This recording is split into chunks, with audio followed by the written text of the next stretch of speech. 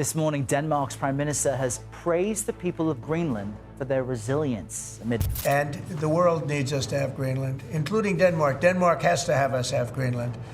This is not the first time the US has tried to take over Greenland, though in the past it's been via negotiation. The US even offered Denmark $100 million for Greenland back in 1946. Everybody think in France, in the European Union, that Greenland is not to be sold, not to be taken.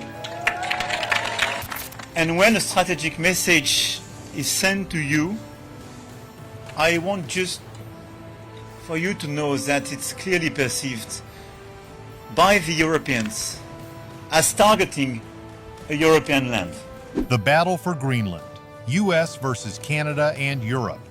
In the early days of 2025, when President Trump declared that Greenland would become part of the United States, he had no idea that his plans were about to be derailed.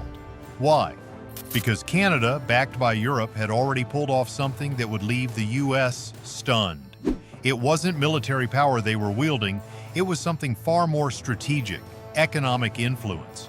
By the time Trump dusted off old Cold War documents and made his public claim in March 2025, the stage was set.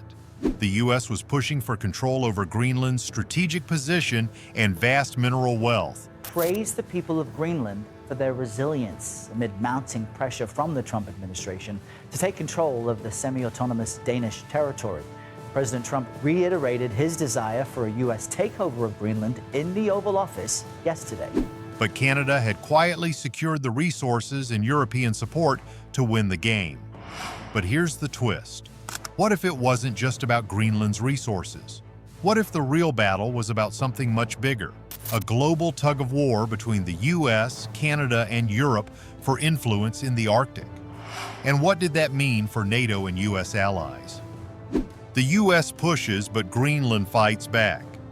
As Trump's National Security Council proposed a long-term lease agreement with Denmark, Greenland had already begun to set its own course. March 12, 2025, Greenland made its stand.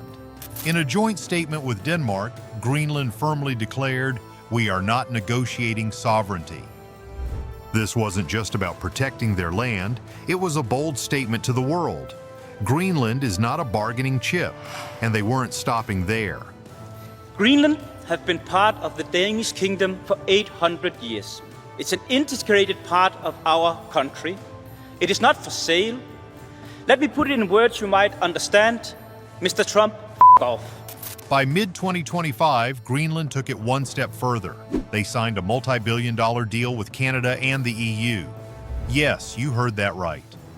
Not the US. This was a major slap in the face to Trump's plans, and the consequences would be far-reaching. But why did Europe and Canada suddenly become Greenland's go-to partners? Canada and Europe seized the Arctic's economic power.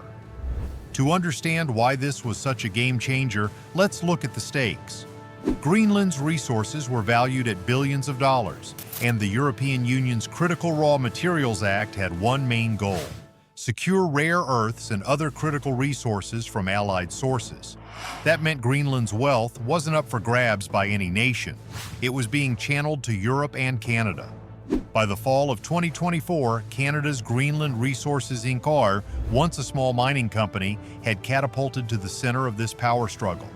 Backed by European investment, they signed a massive deal for rare earth mining in Greenland, totaling $3 billion. The U.S. nowhere to be seen.